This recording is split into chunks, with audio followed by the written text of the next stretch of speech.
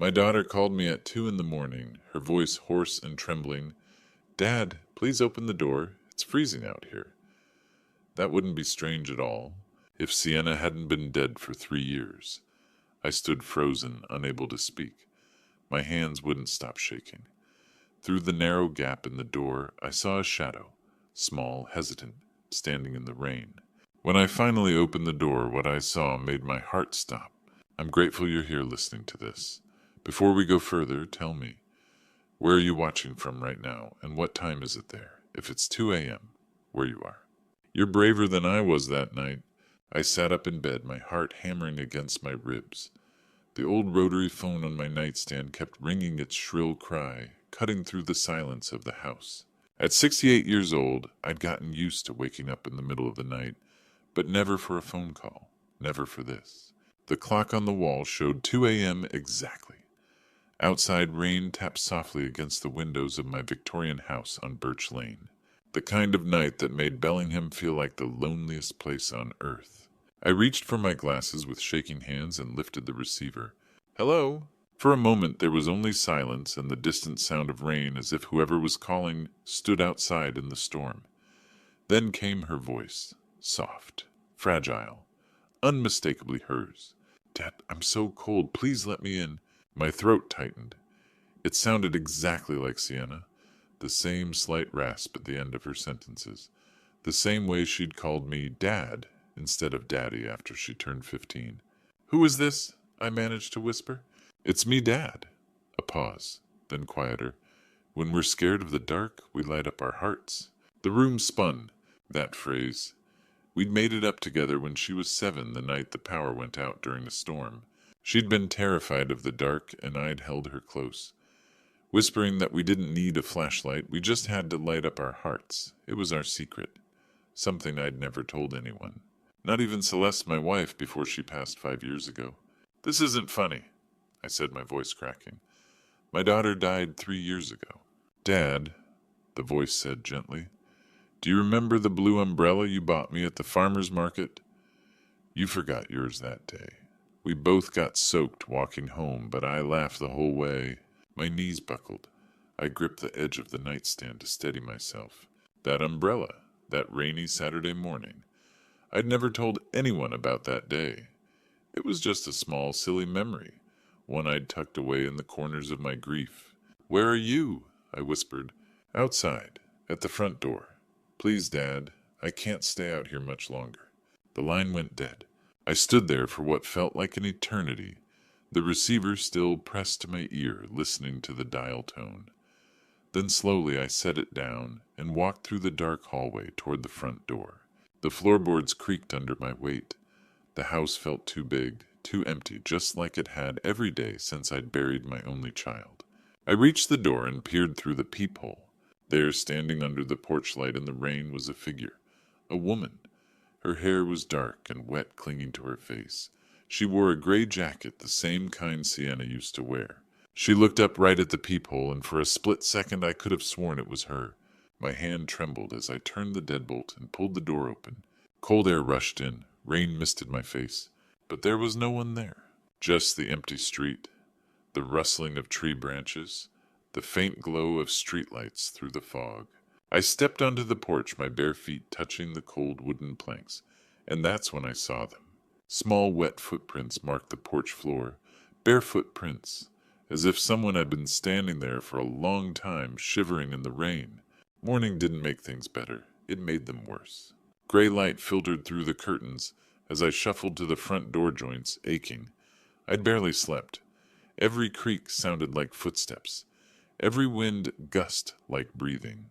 The footprints were still there, faint but visible small barefoot impressions on the porch wood. In daylight they looked impossible and real. I knelt down, touched one with my fingertips. Dry now, but the shape remained. Someone had been here. "Mr. Ashford," I jerked up. My neighbor Luther Banks stood at the gate with his wife Alma, both bundled in raincoats. "We saw your lights on at 2 a.m., Luther said. "Everything all right?" "Couldn't sleep." Alma's eyes swept over me. "You should see someone, dear. Grief does strange things." They meant well, but their word grief echoed in my head long after they left. By noon, I'd almost convinced myself it was a dream. Then my son-in-law, Dr. Damien Voss, showed up. His silver Audi purred into the driveway. He stepped out, immaculate, pressed cream shirt, charcoal slacks, not a hair out of place. Even his cologne reached me first, something expensive and woodsy. He knocked twice, then let himself in with the spare key. "Dorian?" His smile didn't reach his eyes. "I was worried about you." Dr. Damien Voss, clinical psychologist, director of Serenity Wellness Center, my daughter's widower, the man I'd once thought of as a son. "I'm fine," I said. "Luther called me. Said you looked unwell?" He studied me like a patient. "Are you sleeping enough? Taking your medication?" "I don't need medication." His smile tightened. "You're 68, living alone. It's natural for the mind to play tricks." "I'm not losing my mind." The words came out sharp. Something cold flickered in his eyes. Then it vanished. "Of course not," he said smoothly. "I'm just concerned. Your family, the only family I have left." He paused, letting Sienna's name hang unspoken. "I want to help." He moved closer, that cologne again too strong. If you need to talk, my door's open. I have openings this week. We could do a session, off the record. I don't need therapy. Everyone needs someone to talk to, Dorian." His hand rested on my shoulder firm.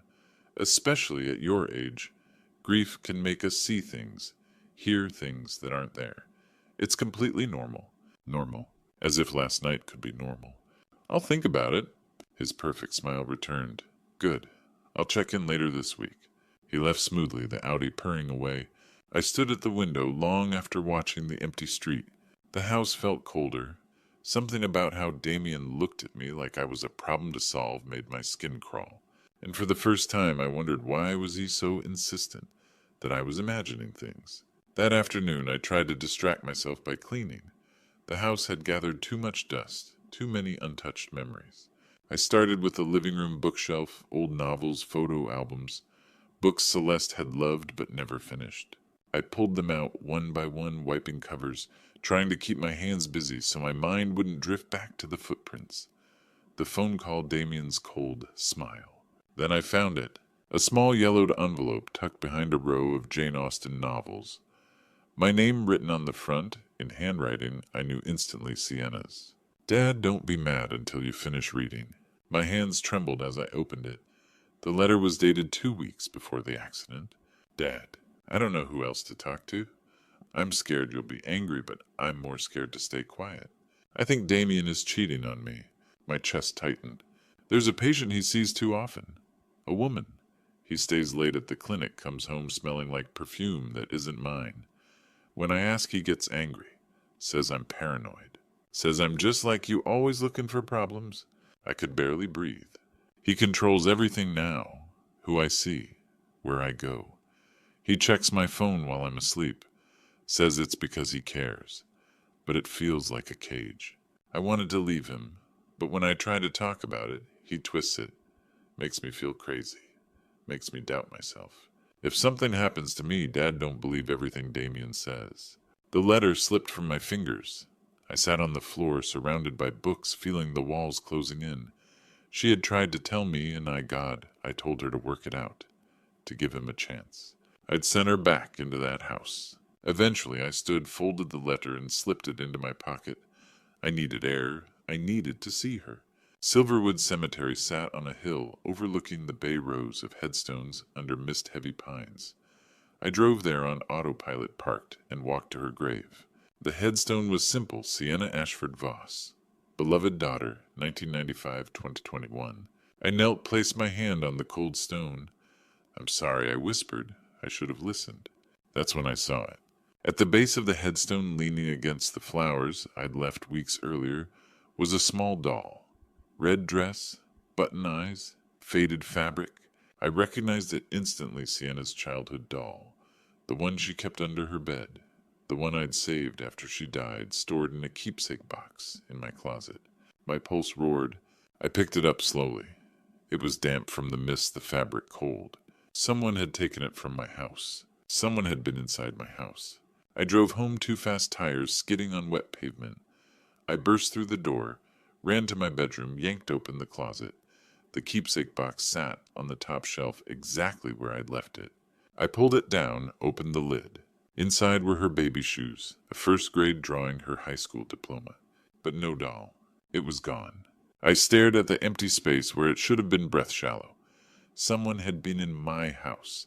Someone who knew exactly what to take. Someone who wanted me to know. Who had been here? Who knew about that doll? That evening, my nephew Weston Ashford showed up at my door.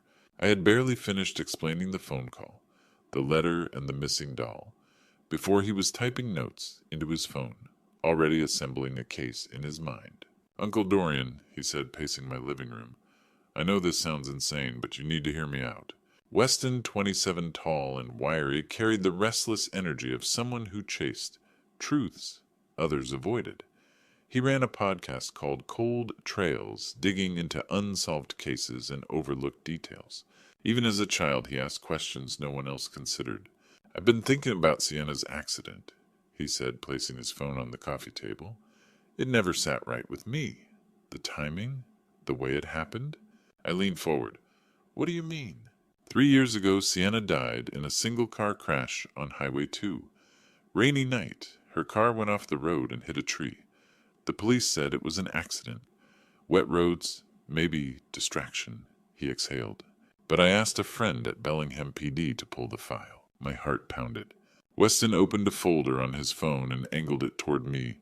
Photos, reports, details I'd spent years avoiding. "Look here," he said, pointing to a line in a report. The brake lines showed unusual wear. The mechanic noted it, said it looked like tampering. The words blurred. "And this." He swiped to another page. "The airbag didn't deploy. It should have given the force of impact. But the system failed." "Failed," my voice rasped. "Or was disabled," Weston said. "Brake lines don't wear like that. Airbags don't randomly fail. Not on a car serviced 2 weeks before the crash." The room seemed to tilt. "You think someone—" I couldn't finish. "I think someone wanted it to look like an accident," he said quietly. "Someone who knew exactly what they were doing." Sienna's letter echoed in my mind. "If something happens to me, don't believe everything Damien says." "Damien," I whispered. Weston held my gaze. "Your son-in-law is a clinical psychologist. Smart. Methodical. He understands manipulation. He understands how to hide things. But why would he—" "I don't know yet." Weston ran a hand through his hair. "But that letter, that's motive. If Sienna planned to leave him or expose him, he had everything to lose his reputation, his career." I pictured Damien earlier, calm, controlled, dismissive. The mind plays tricks at your age. He had been trying to make me doubt myself from the beginning. "We need proof," I said, steadier now. "Something solid. Something we can take to the police." "Exactly." Weston nodded. "But we have to be careful. If Damien suspects we're digging, he'll bury everything, or worse." For the first time since the 2 a.m. phone call, I didn't feel helpless. I felt furious at Damien, at myself, at the lie we'd all accepted as truth. "We need more proof," Weston said, eyes sharp. "Uncle, where did Sienna keep her laptop?" We went to Sienna's old room that night. I hadn't stepped inside in months. The door creaked open, releasing a faint lavender scent, her favorite. Everything was exactly as she'd left it. The neatly made bed books on the nightstand, a framed photo of her and Celeste, smiling from the dresser. It felt like entering a shrine. Weston headed straight to the desk where her laptop sat covered in dust. He opened it carefully, and the screen flickered awake. "Password?" he asked. I hesitated, then whispered light parts, all one word. He typed it in. The screen unlocked. For a moment we just stared. Then Weston clicked through folders, photos, work files, scattered documents. Finally he opened one labeled Personal. Inside were dozens of entries, a digital diary. Uncle Weston murmured, "You need to see this." I sat beside him, and we began reading. The first entries were ordinary work, stress, daily routines, weekend notes. Then the tone shifted. "Damien doesn't want me going out with friends anymore. Says they're a bad influence. He checked my phone last night while I was asleep. Said it's because he cares. I saw a text on his phone from a patient. Can't wait to see you tonight. When I asked, he said I was paranoid. My hands tightened. I feel like I'm going crazy. He says things that make me doubt myself, makes me feel like I'm the problem. Gaslighting, clear as day." Weston scrolled, and the entries darkened. He doesn't like when I visit Dad, says it makes me weak. But when I'm with Dad, I feel safe. Tears stung my eyes. I told him I was unhappy. He didn't yell. He just smiled and said, "If you leave, no one will believe you. I'm a psychologist, Sienna. People trust me. They'll think you're unstable. Dramatic. Just like your father." I felt the air leave my chest. The final entry was dated 3 days before her death. "I'm afraid, Dad. I think Damien would protect his reputation over my life. If something happens to me, don't believe everything he says. I'm going to find proof. I have to." The screen blurred. She knew I whispered. She knew he was dangerous. Weston closed the laptop, jaw tight. She tried to protect herself, and you. But she ran out of time. We sat in heavy silence. Then the clock struck 2 a.m. A second later, the phone rang. Weston and I exchanged looks. I stood, legs trembling, and walked to the hallway landline. My hand hovered over the receiver. It rang again, sharp, insistent. I picked up. "Hello." Silence. Then faint rain, and a voice hers. Tired, fragile. "Dad." "I'm listening," I whispered. "Don't trust Damien," she said slowly. "Go to Crescent Bay Medical Center. Look for my name. That's where it all started." Where what started? But the line had already gone dead. I remained frozen, listening to the dial tone. Weston appeared beside me. "What did she say?" "Crescent Bay Medical Center," I whispered. "Celeste gave birth to Sienna there 28 years ago." Weston frowned. "Why would she send you there?" "I don't know." But a cold feeling settled in my chest. Weston's eyes hardened. "Before we go to the hospital, we need to know what else Damien's hiding. If Sienna was gathering proof, he may have it locked away." "His office," I said. Weston nodded. "We need to see what's inside." Before going to the hospital, Weston had an idea. He grabbed my arm as I reached for my coat. "Uncle, we should check Damien's office first. My friend Dexter works their night cleaning crew. He can get us in. If Sienna found proof and Damien has it, that's where it'll be." I hesitated. "Break into his office." "We're not breaking in. We're visiting." He pulled out his phone. "Let me make a call." 20 minutes later, we stood in the alley behind Serenity Wellness Center on West Holly Street. The building was dark except for a single light on the 3rd floor. Rain soaked through my jacket. A side door opened and a thin man in his 30s peeked out. Dexter Cole. "You've got 15 minutes, Dexter whispered. "Cameras are on a loop, but if anyone drives by, we're done." We slipped inside. The clinic was unsettlingly silent at night. Our footsteps echoed as we climbed to the 3rd floor. Damien's office sat at the end of the hall, sleek and modern, his name on a brass placard. "Dr. Damien Voss, clinical psychologist." Dexter unlocked the door with a key card. "I'll keep watch. Move fast." Inside, the office smelled of leather and Damien's woodsy cologne. Everything was immaculate, organized files. Spotless desk-framed diplomas. I whispered, "Where would he keep recordings?" Weston checked a door at the back. Locked. He pulled a small tool from his pocket and worked the lock until it clicked. The storage room was small, lined with metal shelves, filing cabinets, and boxes labeled by year. On a desk in the corner sat an old laptop connected to an external hard drive. Weston powered it on. Bingo! The screen filled with folders, dates, session codes, patient initials. He opened one labeled HC 2021-2024. Dozens of video files appeared. He clicked the most recent. The footage showed Damien's office from a hidden camera in the corner. Damien sat calmly, in his chair, pen in hand. On the couch sat a young woman. My breath stalled. She looked exactly like Sienna.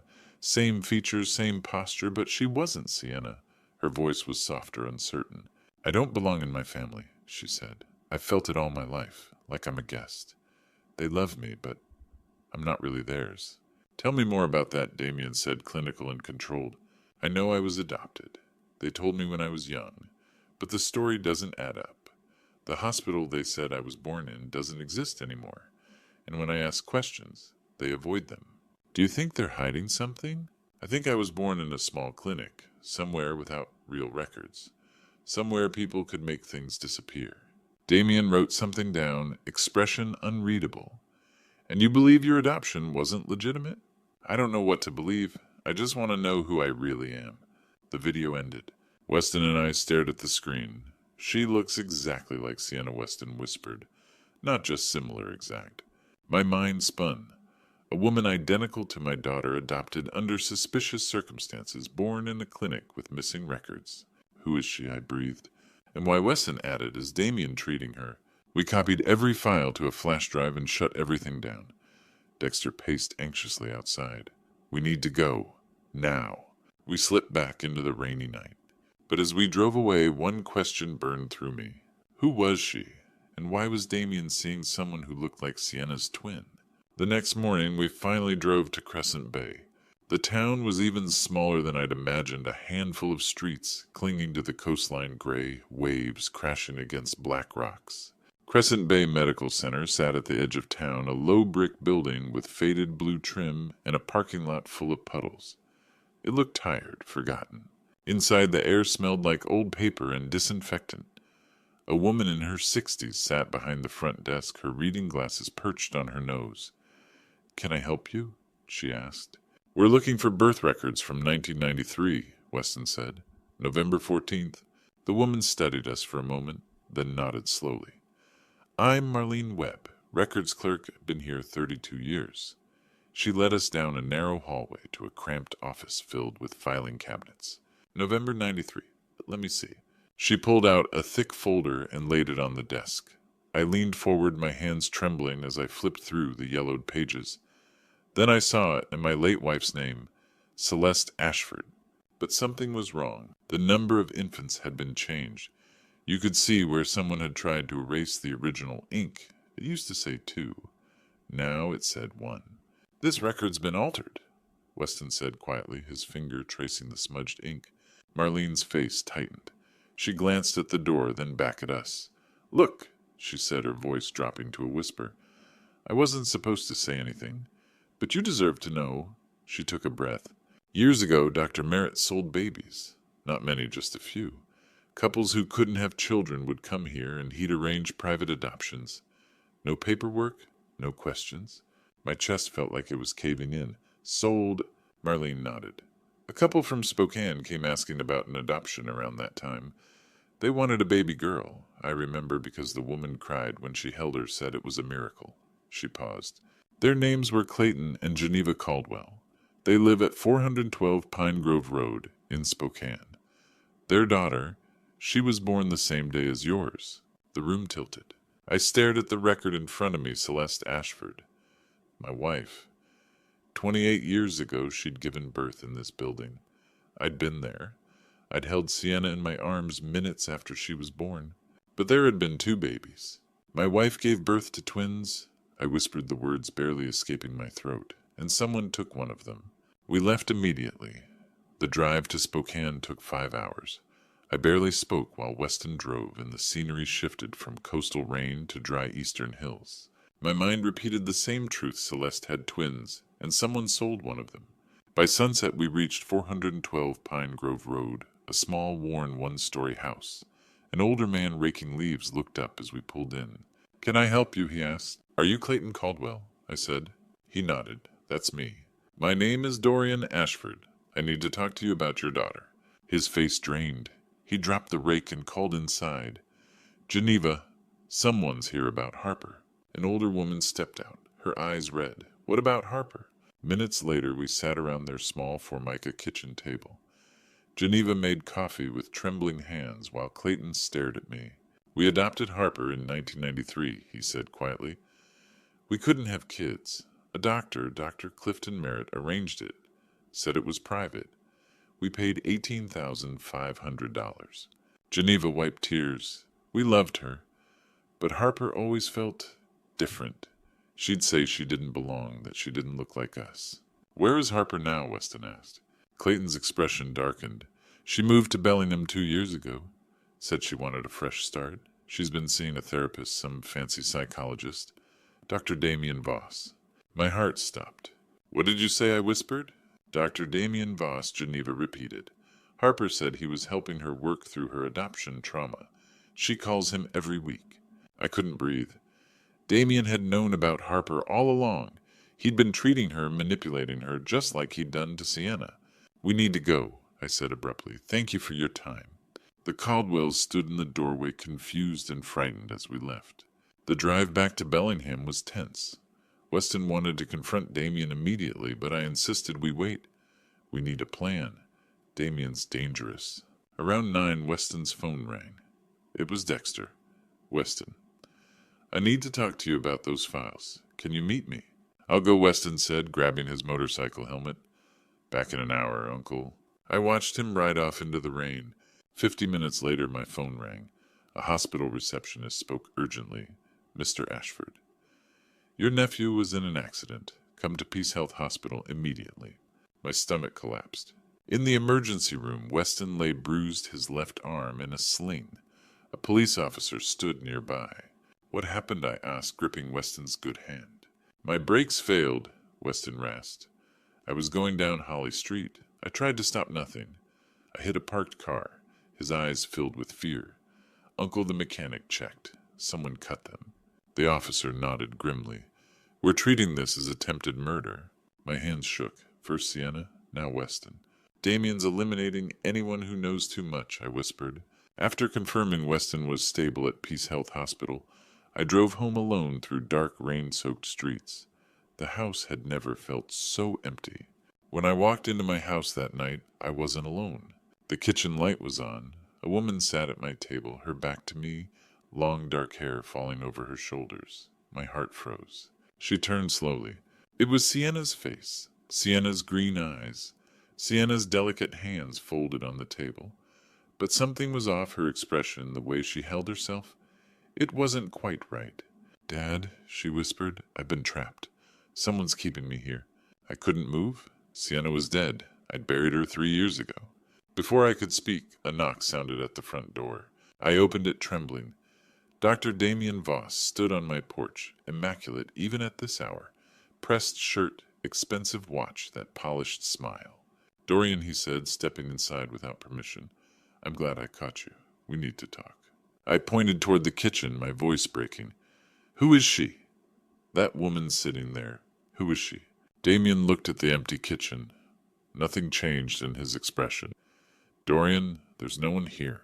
She's right, I turned back. The chair was empty, the room silent. But I had seen her, heard her.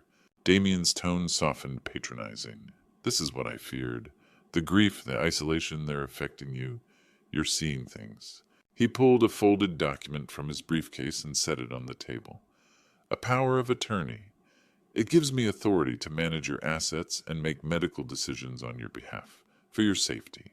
My chest tightened. My home, Sienna's insurance, everything I had left. Sign it, Damien said calmly. I'll take care of everything. You won't have to worry. I stared at the paper, hands shaking. Had I imagined her? Was I losing my mind? I need time, I whispered. I can't think right now. His smile twitched, strained. Of course. But don't wait long. You're clearly not safe alone. He snapped his briefcase shut. I'll check on you tomorrow. After he left, I stood motionless in the silent kitchen. Then I heard it, the soft click of the back door closing. She had been real. She slipped out while we talked.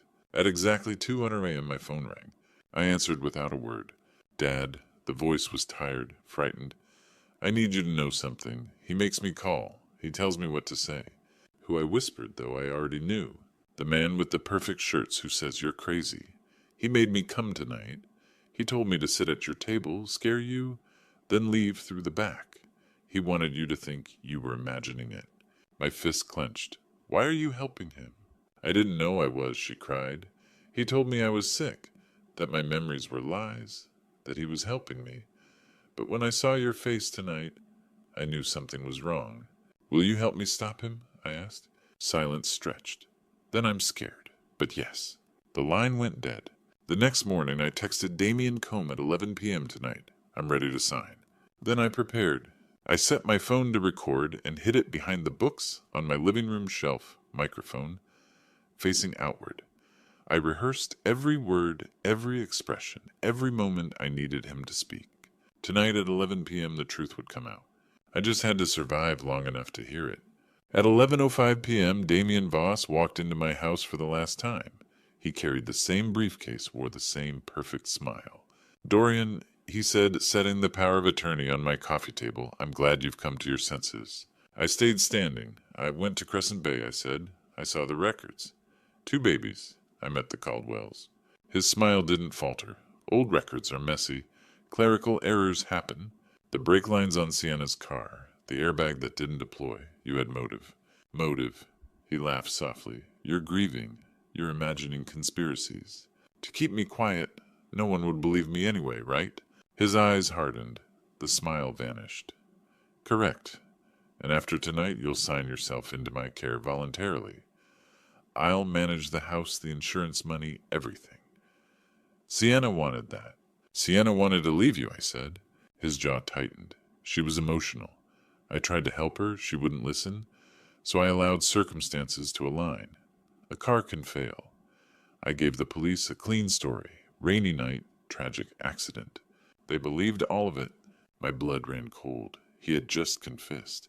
And my phone was recording in my pocket. You killed her, I whispered. I allowed her to remove herself from an equation that no longer worked. He stepped closer.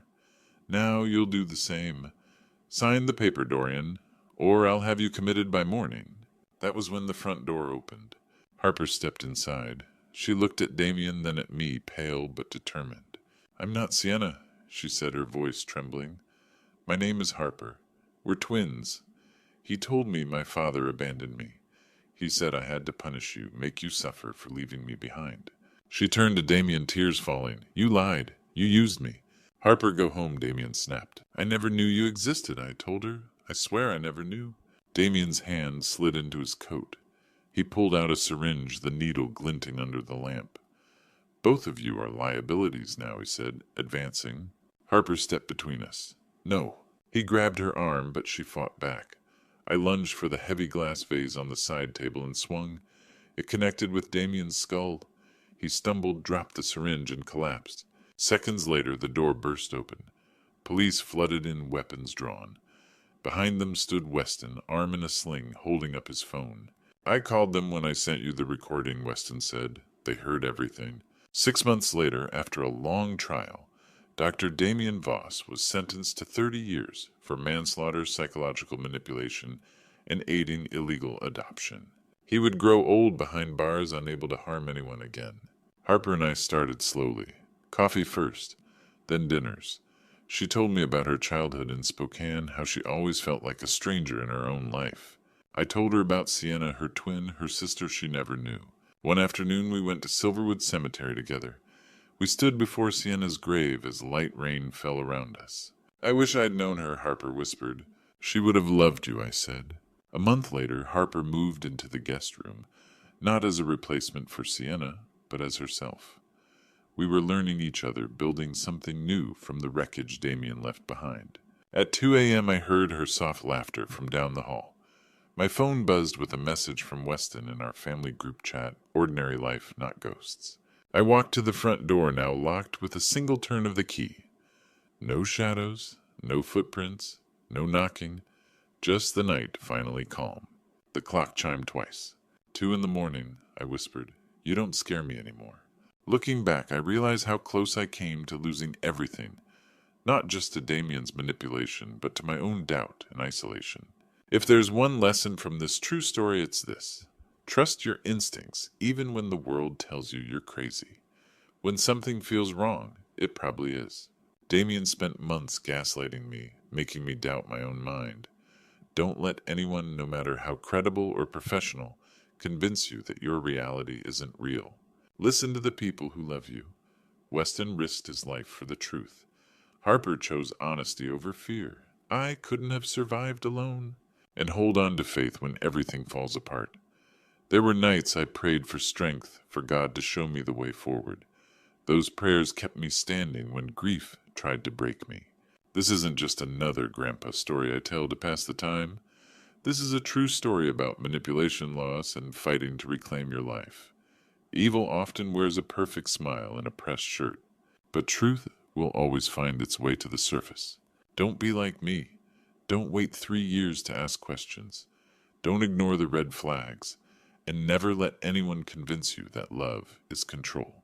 These are the grandpa stories that need to be told, real warnings from someone who lived through darkness and found light. If this true story moved you, leave a comment sharing your thoughts. Subscribe for more grandpa stories like this, real tales of survival and resilience. Share it with someone who needs to hear it. Sometimes a story can save a life. Thank you for listening. Remember, you're stronger than you think.